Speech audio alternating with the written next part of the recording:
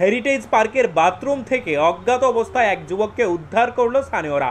পরে দমকল বাহিনীর কর্মীদের খবর দিলে তারা ছুটে গিয়ে জিবিপি হাসপাতালে নিয়ে যায় এই যুবককে। ধারণা করা হচ্ছে মাত্রাধিক নেশাগ্রস্ত হওয়ার ফলেই এই ঘটনাটি ঘটেছে।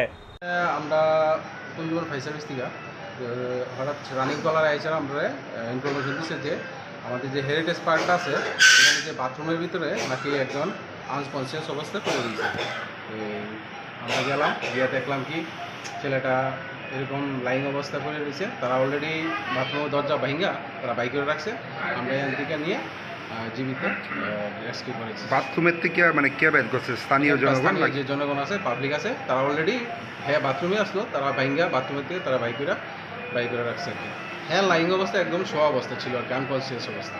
সঙ্গে কোনো সিরিজ বা কোনো কিছু আমরা এরকম পাইছি না। তারা কইতেছে যে মেবি এরকম কোনো ড্রাগ জাতীয় হ্যাঁ নিছে, বা ছেলেটা আগেও নাকি এরকম এই এলাকাতে চলাফেরা করে বা দেখছে তারা এরকম সাথে জড়িত আছে, তাদের একটা মানে কথা আর কি।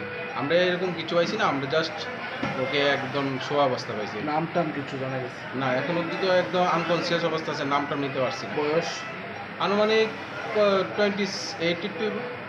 আপনারা কোনখান থেকে? আমরা কুঞ্জবন ফায়ার সার্ভিস। তার সঙ্গে নাকি একজন আটক করছে এলাকার লোক? এটা আছে, পুলিশ আছে এখানে, হেরিটেজ পার্কের সামনে পুলিশ আছে, তারা এটা দেখতেছে আর কি। কিছু পাইছিনি তার কাছে?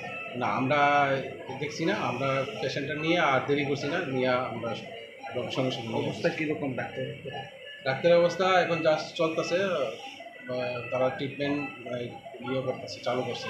আপনার নাম? আমার নাম Sourav Dutta Payan. Bureau report, news live 24 Tripura.